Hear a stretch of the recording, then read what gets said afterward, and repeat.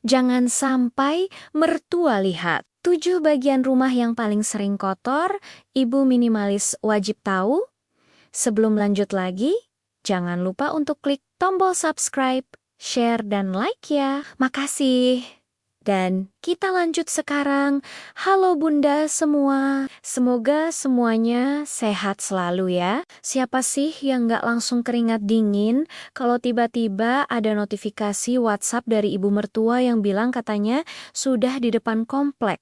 Padahal rumah kita lagi mirip kapal pecah. Rasanya tuh jantung mau copot melebihi pas lihat tagihan paylater keluar. Apalagi zaman sekarang standar kebersihan rumah tangga di media sosial itu tinggi banget.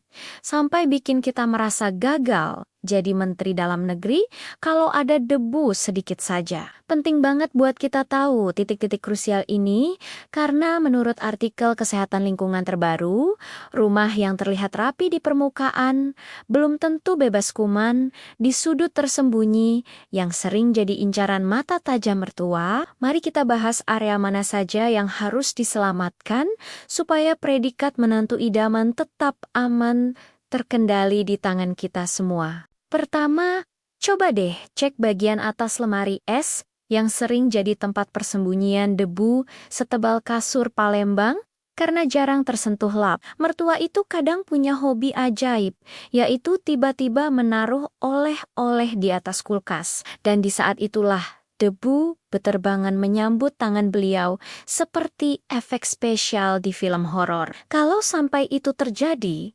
reputasi kita sebagai istri rajin bisa langsung luntur dalam satu kali usapan jari beliau yang sakti mandraguna itu. Pastikan area ini bersih supaya kita nggak perlu akting batuk-batuk buat menutupi rasa malu saat debu itu mulai beterbangan di dapur. Area kedua yang paling sering terlewat adalah pegangan pintu dan sakelar lampu yang sebenarnya merupakan sarang kuman paling hits di jagat raya. Kita sering pegang sana-sini, habis masak terasi, atau ganti popok anak. Bekas jempolnya malah nempel permanen di sakelar sampai warnanya berubah jadi gradasi abu-abu monyet. Mertua kalau mau menyalakan lampu, terus tangannya merasa lengket, pasti batinnya langsung berkomentar lebih pedas daripada seblak level 30.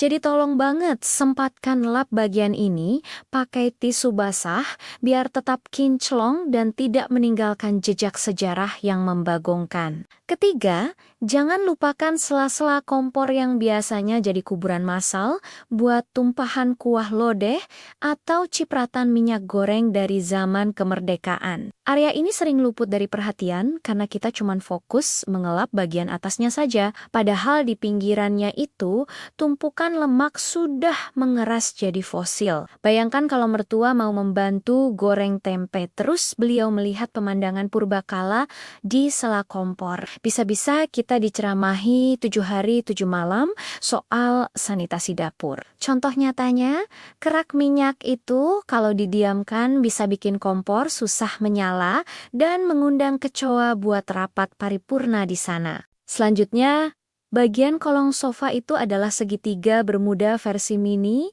yang isinya bisa berupa remahan biskuit, kaos kaki sebelah, sampai mainan anak yang sudah lama hilang. Mertua itu kadang suka duduk di bawah bareng cucu. Dan kalau mata beliau menangkap penampakan harta karun di bawah sana, wah, habislah kita. Kita harus rajin menyapu sampai ke pelosok terdalam supaya tidak ada drama penemuan sisa. Makanan yang sudah berjamur dan berubah warna jadi hijau neon. Kolong sofa yang bersih adalah kunci ketenangan batin.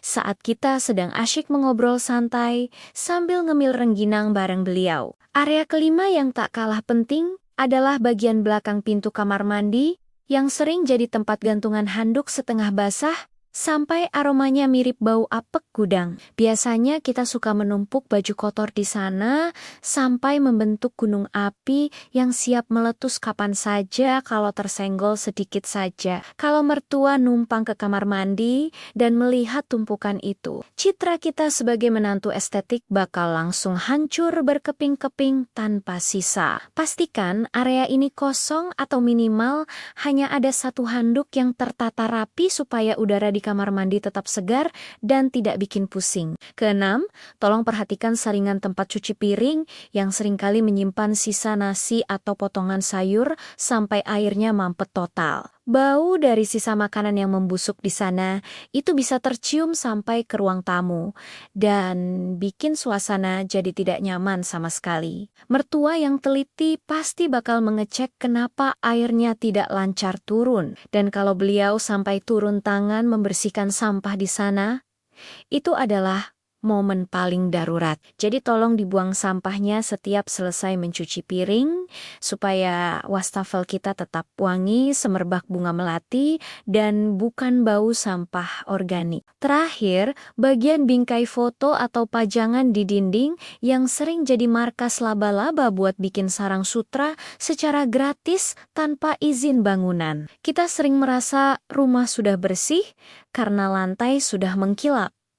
Tapi kalau mendongak sedikit saja, ada sarang laba-laba yang bergoyang ditiup angin kipas. Hal kecil seperti ini sering jadi bahan penilaian tersembunyi bagi para ibu mertua yang punya mata setajam elang dalam mencari kekurangan di rumah menantunya. Bersihkan sudut atas ruangan pakai kemoceng andalan supaya tidak ada kesan rumah ini adalah rumah hantu yang sudah ditinggalkan penghuninya selama berabad-abad. Pada akhirnya, mengurus rumah memang tidak ada habisnya dan terkadang bikin kita merasa ingin resign jadi ibu rumah tangga saja saking lelahnya. Tapi, percaya deh, menjaga kebersihan 7 titik tadi bukan cuma buat pamer ke mertua, tapi juga buat kenyamanan dan kesehatan keluarga kita sendiri di rumah. Anggap saja kedatangan mertua itu sebagai motivasi tambahan buat kita melakukan pembersihan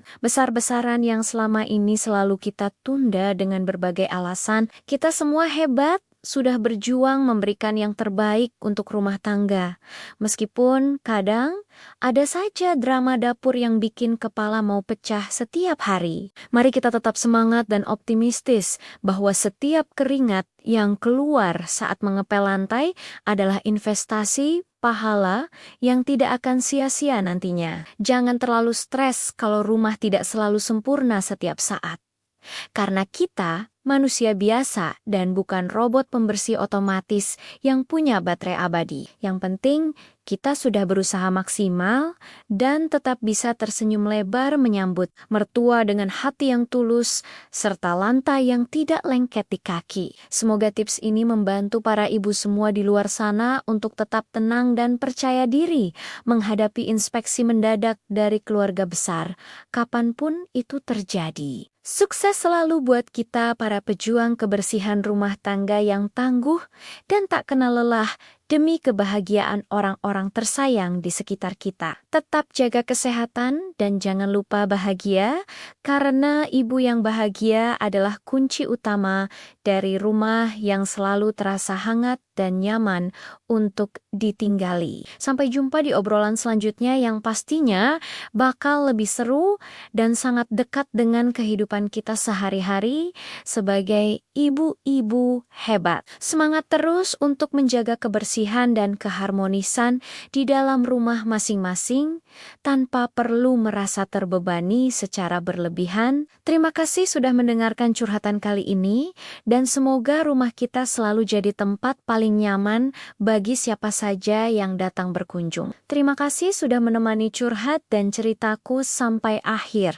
Sampai ketemu lagi di episode video berikutnya. Salam semangat Bunda semua.